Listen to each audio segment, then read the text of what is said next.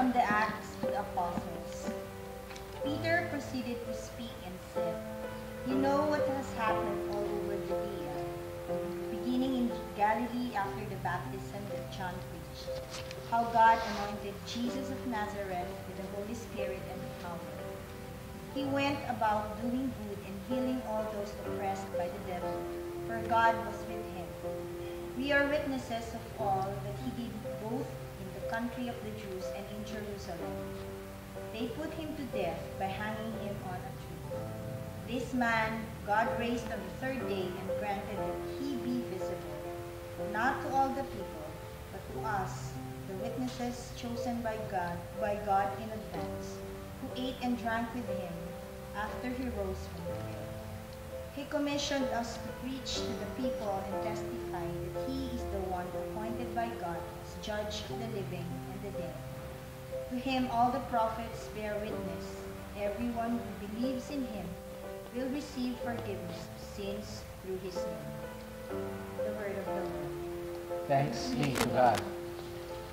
Sino yung bida dito sa kwento nito? So, sino? Peter. Okay. So, si Peter started to speak.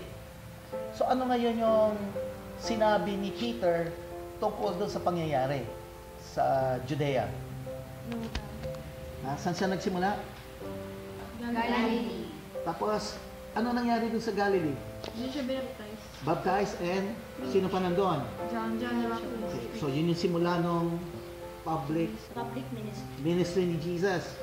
In verse 38, ano ang meron si Jesus? Anointed. So, he was? Anointed. Taga saan ba si Jesus? Nazareth. Okay. So, Jesus talagang tao. Okay? So, may anointing siya from God. Okay. Yung anointing na yun, ano yung nakakakibat doon? With the Holy Spirit, saka? Power. With power. Yun yung characteristic na nakikita nilang anointing. Okay. Ano ngayon yung mga actions ni Jesus? Doing good. So, one.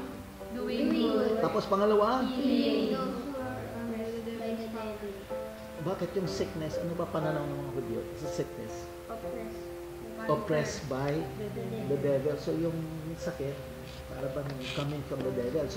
So yung healing ni Jesus was kinalaban niya yung demonyo. Okay? Nung nakikita nilang ginagawa to, na he was healing, he was doing good, ano yung nakikita nila? Who was with Jesus? God was with Jesus. Okay? Nung nakikita nila yon. Okay. Verse 39. Now, si Peter and the apostles, who were they? They were witnesses. Anong ibig sabihin ng witnesses? Nakakita. Nakatestify. Sige, Miggy, ano? Yung parang proof. Ano yung unang sabi mo? Nakakita. Natuklasan nila themselves. Yung pagkakatuklas nila ng lahat na nangyayari about Jesus. Okay? Saan nila nakita to? Throughout the country of the Jews. So, throughout the country of the Jews, tsaka? Sa Jerusalem. But, ano pa yun na witness nila? Paano siya was put to death? Hanging him on a wooden cross. On the wooden cross. O sa akin, on a tree. Okay. So, this man, si Jesus of Nazareth, who did many good works and oppressed. Okay? Ano nangyari sa kanya? Raised Raising him to life. Who raised him? God. Okay. Pero yung pagkaka-raise, he was made visible, kanino pa siya nagpakita?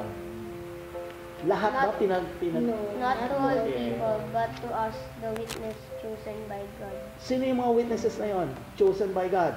Who ate and drank after Okay. his resurrection. Specifically, who ate and drank with him? Sino yun? Jesus. Sa mga apostles, okay, who ate and drank with him. So sila yung pinaka-witnesses. Sabi ni Miggy, hindi sa lahat. Di ba, nagpakita. Ano ngayon ang kinomission sa kanila? They were commanded to preach to the people and to bear witness. So, yun yung pinagawa sa kanila. And then, lastly, in verse 43, sino pa nagpapatotoo? All the prophets. Bear witness to this event. Ano yung purpose nun?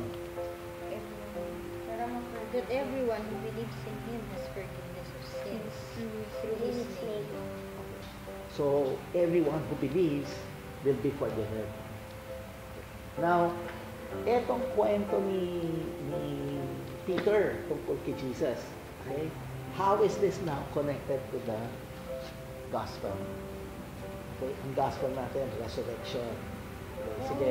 Yung sa akin kasi, di ba pumunta sila sa tomb? Yup. Tapos, nakita nila si Jesus na wala na siya dun sa Tomb. tomb. So, yung apostles yung mga witness. So, sila yung sa kanila nagpakita si Jesus. Okay. So, saan mo ano nakikita mo doon sa first reading? Dito, yung mga apostles yung witness. Kasi sabi, not to all people, but to those who witness it, chosen by God in advance. So, parang sila yung, yung pinili ni God, yung apostles. So, nakikita mo witness. Dito nakita mo sila Peter, okay, tsaka si Mary Magdalene. Sila mismo ang nakatuklas. Ano nakatuklas nila? Empty tomb. Okay. Dito naman nakikita mo sinasabi ni Peter, sila nga yung witnesses. Okay. Sige, isang magandang theme is about witness. Okay. Meron pa kayo nakikita relationship no first reading tsaka gospel. So yung gospel, yung empty tomb, okay, nakita ni Magdala yung okay, yung stone rolled away. She ran. Pinalita niya kay Peter. Okay, they ran to the tomb. Nakita nila yung clothing ni Jesus' burial cloth. Okay. Si John, he saw, he believed. Okay. Dito si Peter, nakikita natin in the first reading, preaching. Okay.